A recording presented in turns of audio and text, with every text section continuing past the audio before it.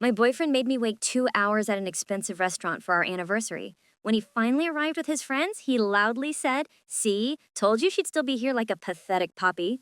They all laughed. We had been together for 3 years, and I had just paid off his car loan. I smiled and ordered another drink. This morning, my phone shows 78 missed calls, and his belongings are in garbage bags at the dump. Randy and I met 3 years ago when my apartment flooded after my upstairs neighbor left their bathtub running all weekend. Who does that? I had to crash at my brother's place while waiting for repairs, and Randy was the plumber assigned to fix everything. He kept finding new problems every time he came by, which I now realize was just his way of seeing me more. LOL, back then I thought it was cute. Now I'm questioning if he deliberately messed with my pipes to drag it out. Anyway, I remember thinking how easy it was to talk to him, which is rare for me because I'm usually super awkward around new people. Fast forward to year one, things were pretty great. We moved in together after 8 months. Too fast, I know, because his lease was ending and it just made sense financially. Randy worked as a plumber, but struggled with consistent income because he kept having issues with different companies. He'd either get let go for showing up late, or he'd quit because his bosses were total jerks who didn't appreciate his skills. Red flag number one that I completely ignored. Over the years, Randy would constantly send me these long, angry Telegram voice messages about his boss calling him a brainless monkey and mocking his accent or how he dressed. He'd rant about how his boss was too stupid to operate a doorknob and how he was carrying the whole company but getting zero recognition.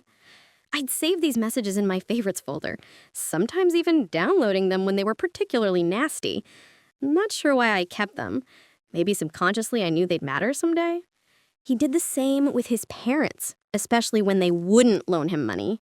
He'd send these awful voice messages, calling his dad a pathetic excuse for a man, and his mom a fool who can't think for herself. One time, after they refused to help with his car payment, he sent a 5-minute voice message about how they were failures who never accomplished anything, and how he was embarrassed to be related to such losers. I remember feeling so uncomfortable listening to them, but I just added them to my favorites folder without really thinking about it. By year 2, I was basically covering most of our expenses. My job isn't amazing, but it's stable, and I kept telling myself relationships are about balance. Sometimes one person carries more weight until the other gets on their feet. Randy always promised things would turn around soon. He just needed one good opportunity, and everything would change. 6 months ago, Randy's car broke down, a 2015 Mustang that was way beyond what he could afford. He was devastated because apparently it was his dream car and he needed reliable transportation for work. I stupidly offered to help with the payment since it was affecting his ability to keep jobs.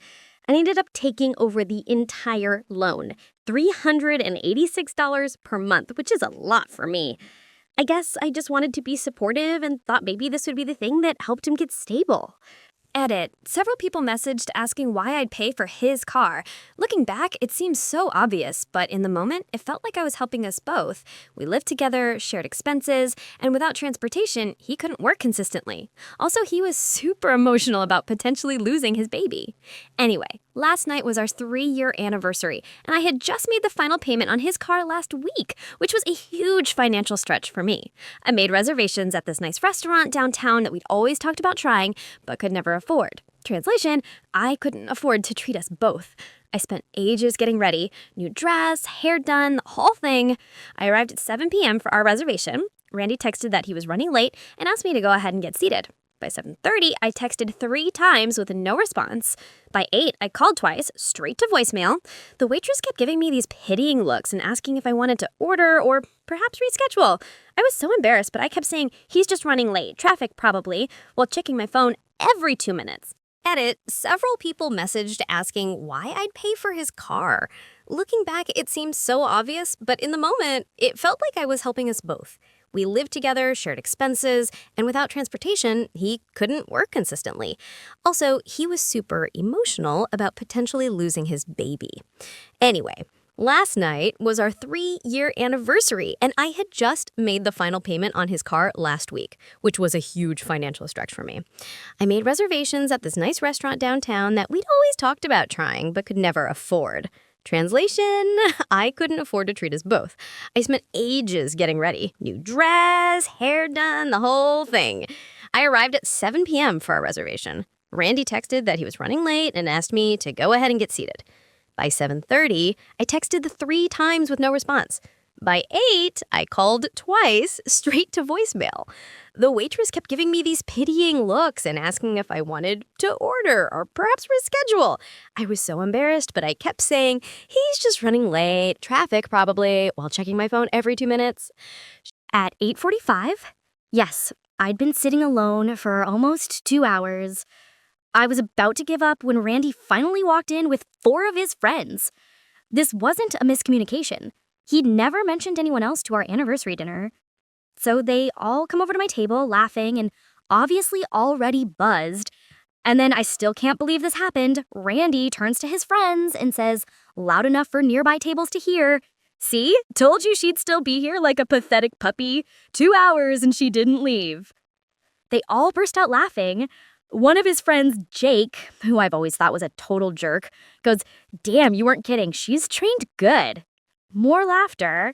Randy then flops down next to me, squeezes my cheeks between his fingers like I'm a child, and says, "This is why she's the best. Most choice was stormed out, but Micey, she pays my bills and waits around with a good girl." Then he looked at me with this disgusting smirk and said, "Did you think this is gonna be some romantic dinner? That's adorable. We have a poker game after this. I just needed to make sure you were good for the next payment first." When I didn't respond, he grabbed my chin roughly and turned my face toward him, saying, "Hello, Ruth to see. God, you're pathetic sometimes. Say something, or are you just going to sit there looking like a sad puppy?" His friends thought this was hilarious. I literally couldn't breathe. 3 years together, I had just dropped nearly $12K paying off his car, and this is what he thought of me? This is what he told his friends about me? That I was some pathetic doormat he could treat however he wanted? The server came over, looking super uncomfortable, and asked if we were ready to order. I remember smiling somehow and saying, "Actually, I'd like another glass of wine first." Randy and his friends ordered a bunch of expensive appetizers and drinks, still making occasional jokes about my patience and how lucky Randy was to have found someone so understanding. Randy then pointed at me and told the server, "Don't worry about bringing her food, though. She's watching her figure. Another few pounds and we'd need a bigger t-shirt." Everyone laughed while I sat there, completely humiliated.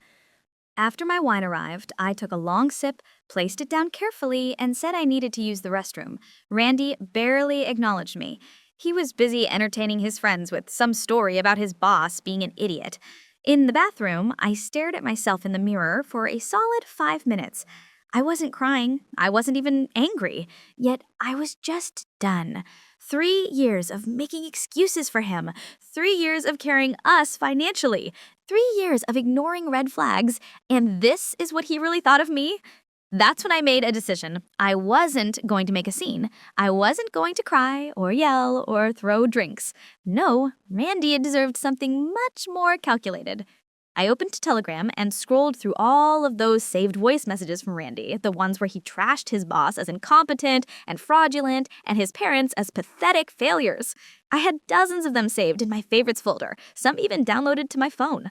I texted my friend Emma, who lives nearby, and asked if she could pick me up in 10 minutes. Then I went back to the table, smiled at everyone, and excused myself again, saying I needed to make a quick call about a work emergency. As I walked out, I stopped by the server and quietly paid for my wine and only my wine on my card. I told her the gentleman would be covering the rest of the bill. Then I walked out, got into Emma's car, and blocked Randy's number before he could even realize I was gone. But here's the thing. I didn't just block his number. I had a plan forming. See, over the years, I'd helped Randy with countless tech issues. I had access to his email, his cloud accounts, his banking app to make those car payments, and even his social media. And let's just say I know exactly how information can be shared most efficiently. That was just last night. This morning, I woke up to 78 missed calls from numbers I didn't recognize, his friends probably, and the most satisfying string of panicked texts from Randy's work phone, begging me to please talk to him and saying it was just a joke. What did I do? Well, that's a story for tomorrow when I have more time to write it all out. Let's just say his boss and parents received some very interesting Telegram voice clips this morning, and that car he loved so much.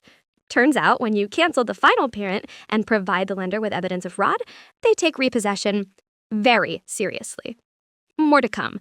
I need to finish packing up his things for their new home at the local dump. Edit. Thank you for all of the support in the comments. For those asking if this is real, unfortunately, yes. For those worried about legal issues, don't be. Everything I did was 100% within my rights. I'll explain more in my next update. First update. So many of you asked for an update on what happened after I left the restaurant, so here we go. After Emma picked me up from the restaurant, I was in this weird, calm state. Like, I wasn't even crying, which is not normal for me. I literally tear up at dog food commercials. I think I was just in shock. Emma kept asking if I was okay, and I remember just staring out the window thinking about all the voice messages I had saved from Randy over the years. When we got to the apartment, I finally broke down, like ugly crying with mascara everywhere, the whole thing. Emma just sat with me, brought ice cream, cookie dough, my absolute fave, and let me vent for like 2 hours straight. She didn't even check her phone once, which is basically friendship goals. Around midnight, my phone started blowing up with texts from Randy.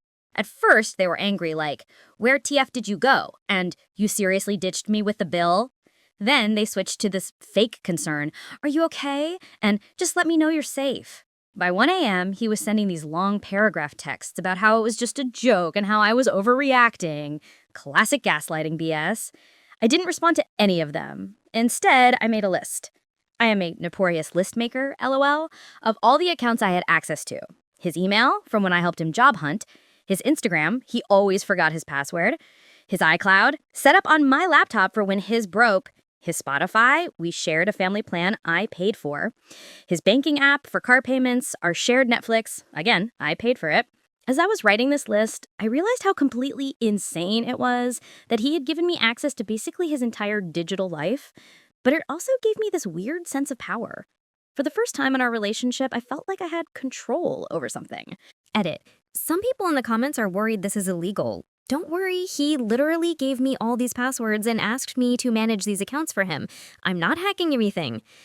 The next morning, after maybe 3 hours of sleep, I started my plan. First step, dealing with the car. I logged into his banking app and saw that the payment I had made last week was still processing. It hadn't fully cleared yet. I immediately called the bank and explained that I needed to cancel a payment due to fraud.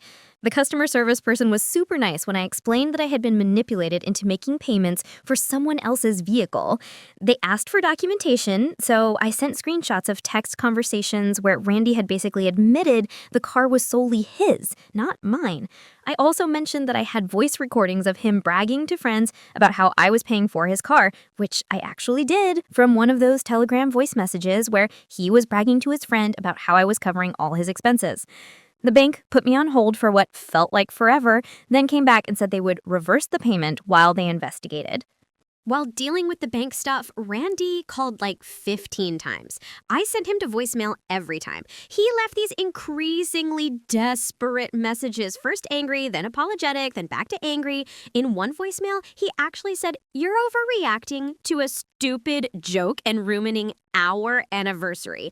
Our anniversary? The one where he showed up 2 hours late with his friends and humiliated me? That anniversary? LOL. Okay, around noon, I decided to check some of his other accounts. I wasn't planning to do anything malicious, but I was curious if there was anything else I should know about. Y'all, I found everything. There were dozens of SMSs between Randy and his friends planning the whole restaurant thing. They had been discussing it for days. One SMS from Jake, his jerk friend, said, "Can't wait to see your face when you tell her it's not actually an anniversary dinner." Randy replied with, "You'll probably just sit there and take it like always." But wait, it gets worse. As I kept scrolling, I found emails with some girl named Amber from his work, flirty emails with pictures dating back months. Nothing explicitly saying they were hooking up, but definitely crossing lines. One message from just last week had the subject line, "After work," with just a winky face emoji on the body. At this point, I was shaking. 3 years of my life, thousands of dollars, all the support and patience I had given him, and this is how he repaid me? I took a break and made some coffee, spilled it everywhere because my hands were literally shaking. Emma had gone to work, but kept texting to check on me. I sent her a quick "I'm fine" text and went back to my investigation. Next, I opened his Google Drive through his email. He had a folder called Voice Notes, where he kept recordings of calls and conversations, mostly work stuff, but then I found a recording from 3 months ago of him and Jake laughing about how I was basically his sugar mama and how he was just keeping me around until something better comes along. I had given him everything, and he had been laughing behind my back the entire time. So I made another list. Send voice clips to his boss, the ones where he calls him an incompetent idiot. Send voice clips to his parents, the ones where he calls them failures and pathetic. Cancel all shared subscriptions. Pack up his stuff. Change all my passwords and lock him out of my accounts. The voice messages were easy. I had them all saved in my Telegram favorites folder. Some I had even downloaded to my phone because they were so shocking at the time. I created a new Telegram account using a temporary number and then sent the clips of Randy trashing his boss to his boss. I found his contact info in Randy's email. He had emailed his resume to him recently. I did the same with his parents, sending them the clips where he called them pathetic failures and mocked them for not being successful enough. I didn't add any commentary, I just sent the clips with a simple message. Thought you should hear how Randy talks about you when you're not around. Next, I logged in to all our shared accounts, Netflix, Spotify, etc., and either changed the passwords or canceled them entirely. It felt so good. Good to systematically remove him from my digital life. Then came the hard part, packing his stuff. Randy had been living with me for over 2 years, so he had a lot of things at my place. I started with his clothes, stuffing them into garbage bags, not even folding them, which felt rebellious since I always folded his laundry. I filled 7 bags just with clothes and shoes. I was halfway through the bathroom stuff when my doorbell rang. My heart literally stopped. I peeked through the peephole, and it was Randy. He was standing there looking all sad with flowers in his hand. Flowers like that would fix anything. I didn't answer. I backed away from the door and sat on the floor of my hallway, trying not to make any noise. He rang again and again, then started knocking, then calling my phone, which I had on silent. Finally, he started yelling through the door about how I was being childish and needed to talk like adults. After about 20 minutes of this, one of my neighbors must have threatened to call building security because he finally left, but not before sliding a note under my door that said, "We need to talk. I'm sorry about last night. It was supposed to be a joke. Please call me." A joke? Being publicly humiliated and degraded by the person who's supposed to love you is not a joke. I went back to packing his stuff with renewed determination. By 6 p.m., I had everything of his in garbage bags by the door. 15 bags in total. 3 years of relationship reduced to 15 garbage bags. That's when my phone pinged with an email notification. It was from the bank. They had approved the payment reversal. The money was being returned to my account within 3 to 5 business days. I literally did a happy dance in my living room. Almost immediately after, I got a frantic text from Randy. "Why is there a tow truck at my apartment? What did you do to my car?" I didn't respond, but I did smile a lot. Around 8 p.m., my phone basically exploded with notifications. Turns out Randy's boss had received the voice clips and immediately called him in for a meeting. From the string of increasingly desperate texts Randy sent me, it didn't go well. Apparently, his boss had been suspicious about some work issues for a while, and hearing Randy call him an incompetent idiot was the last straw. Randy was put on probation, pending further review. His parents also received their clips and called him in tears, asking why he would say such horrible things about them. According to his text, his mom was hysterical and his dad wouldn't even speak to him. By 10 p.m., Randy was sending me these long, rambling texts about how I had ruined his life and how one bad joke didn't justify what I had done. He switched between begging for forgiveness and threatening me with legal action. I saved all the texts but didn't respond to any of them. I slept at Emma's again that night because I was honestly a little scared he might show up drunk or something. But in the morning, I felt lighter, like I had finally stood up for myself after years of letting him walk all over me. The next step was figuring out what to do with all his stuff. I couldn't keep 15 garbage bags in my apartment, and I definitely didn't want to see him to give them back. That's when Emma suggested something that made me gasp. What if we just took it to the dump? It seemed extreme. Even after everything, I wasn't sure I could just throw away all his possessions. But then I remembered the emails, the planned humiliation, the cheating, the 3 years of supporting him while he laughed behind my back. So this morning, Emma borrowed her brother's truck, and we loaded up all 15 bags. I checked through them one last time to make sure there wasn't anything super important, like birth certificates or irreplaceable family items. I'm not a monster. Then we drove to the local dump, and, well, we dumped it. I'm not going to lie. Watching the garbage truck compact all his designer clothes and stupid video game collectibles was surprisingly therapeutic. As we were driving back, Randy called from a number I didn't recognize. I'm guessing he borrowed a phone since I had blocked his. I didn't answer, but he left a message saying, "My car has been repossessed and I need to get my stuff from your place to at least have something to wear to work tomorrow." Too late, Randy. Too late. I'm back at my apartment now. It feels weirdly empty without all his things, but also peaceful. I changed all the locks today. My landlord was super understanding when I explained the situation. I know some people might think what I did was extreme, but after 3 years of putting him first and being treated like a doormat, it felt like exactly what he deserved. More updates to come as the fallout continues.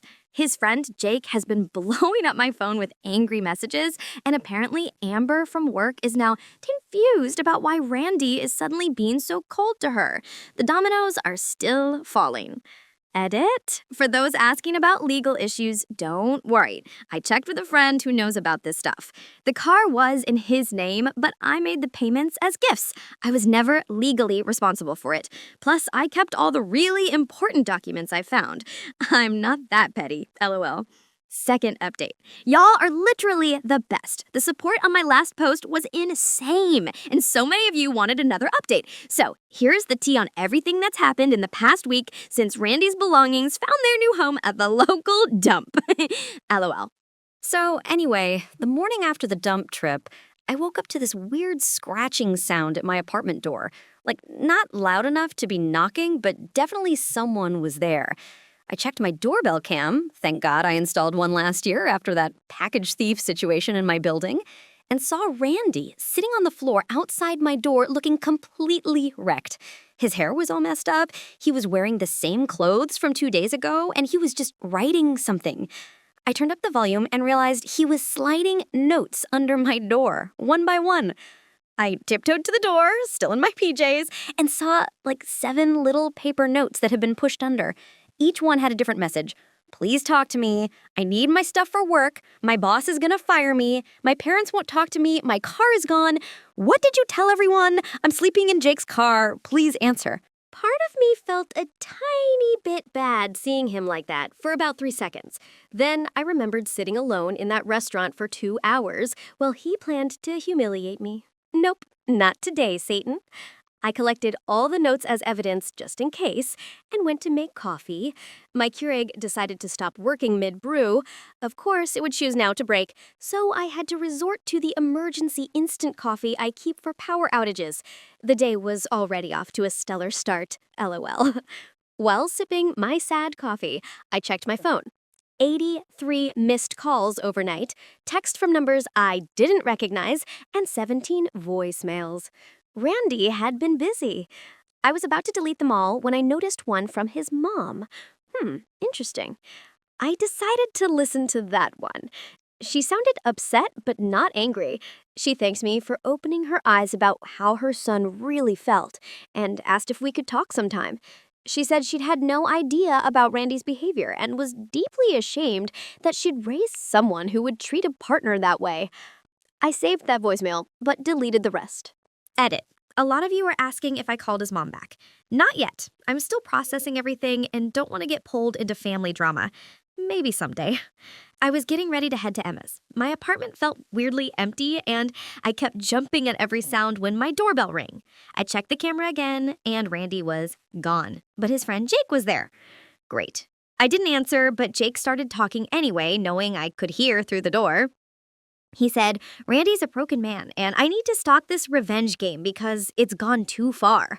Then he said something that made me pause. He claimed he had never been at the restaurant and had no idea what Randy did until afterward. Wait, what?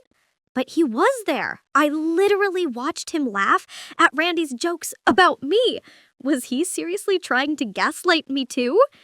I checked the doorbell cam recording later and realized Jake had been filming the whole time he was talking, probably trying to get me to say something he could use against me.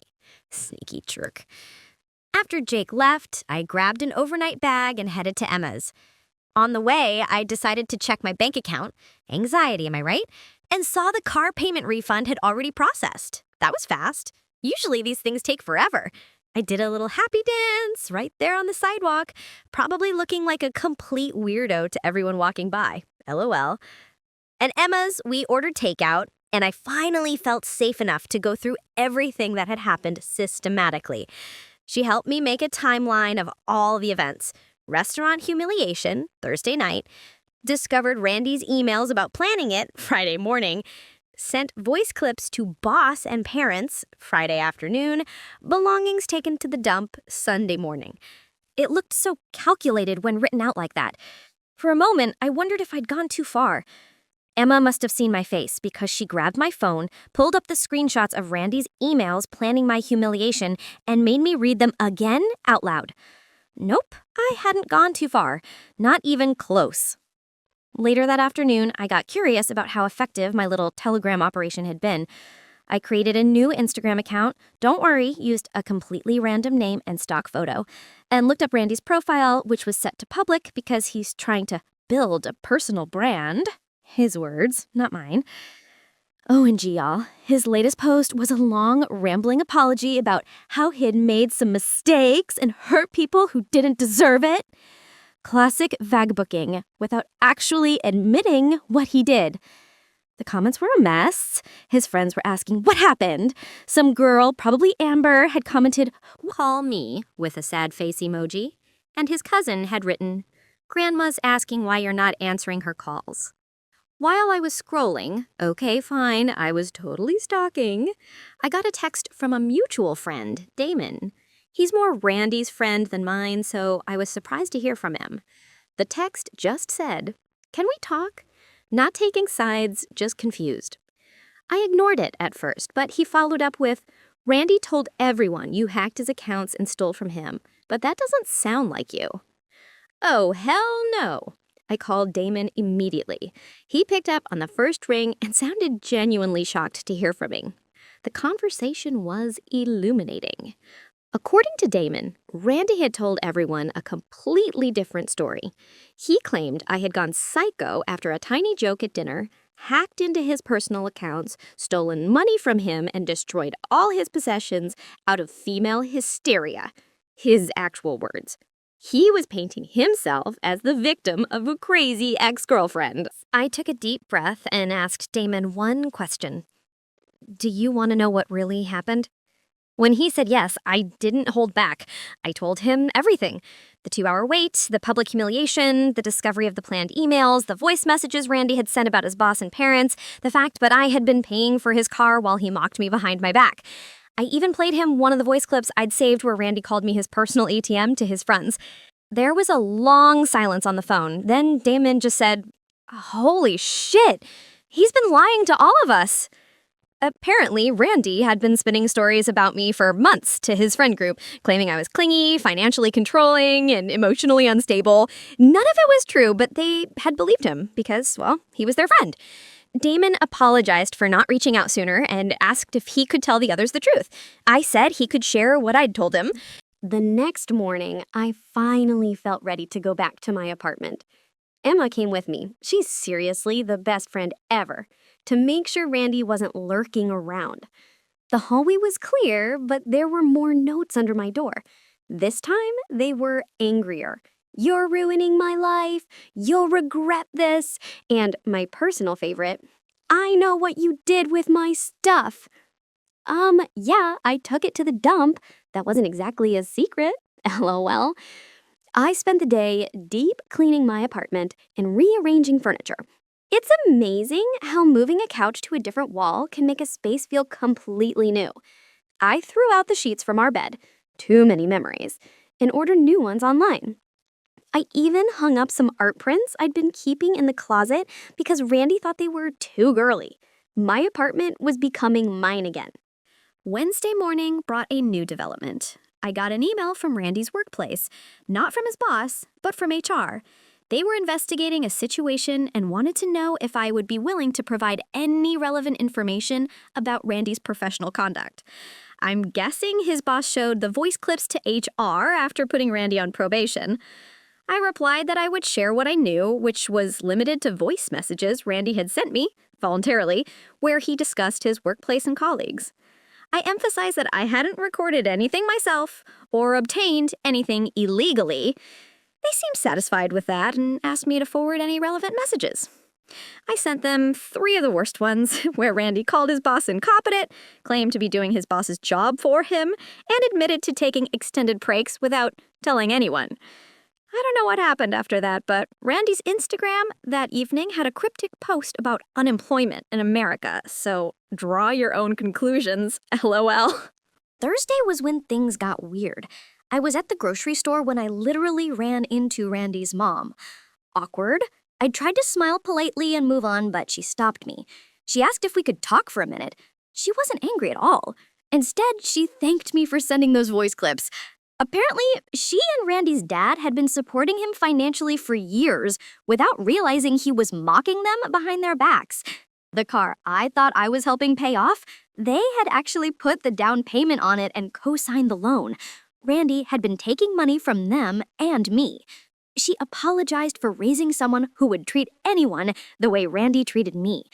I could see she was genuinely heartbroken. I didn't have the heart to tell her about the emails planning my humiliation or the other girl. Some things parents just don't need to know. When I got home, there was a package outside my door. No notes this time, just a small Amazon box. I was nervous to open it, thinking it might be some weird gift from Randy, but inside was a Starbucks gift card and a note from my neighbor across the hall, thanking me for finally getting rid of that loud jerk. Apparently, Randy would blast music when I wasn't home and had been rude to several neighbors who knew. Last night, exactly 1 week after the restaurant incident, I finally changed all my social media to private and blocked Randy's new accounts.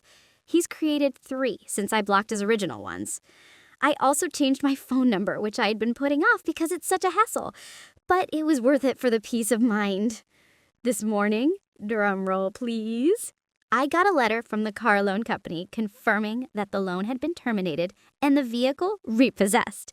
They included photos of the car being towed from outside Jake's apartment, where Randy has apparently been crashing.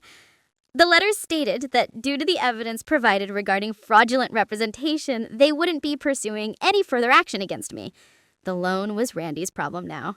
Emma called to check on me and asked if I felt bad about any of it. I thought about it for a minute and realized I don't, not even a little bit. Randy spent 3 years taking everything he could from me, my money, my time, my self-esteem. All I did was show everyone who he really is, using his own words and actions. So what's next? I'm started putting the car payment money into a savings account instead, and I'm considering adopting a cat from the local shelter, something Randy would never allow because he claimed to be allergic. He wasn't. I once found antihistamines in his gym bag that he'd take before visiting his cat-owning parents. As for Randy, last I heard from Damon, he's still staying on Jake's couch, still doesn't have a job, his car is gone, his stuff is gone, and his reputation is in shambles. All because he couldn't resist publicly humiliating the one person who had been supporting him for years. Play stupid games, win stupid prizes, I guess.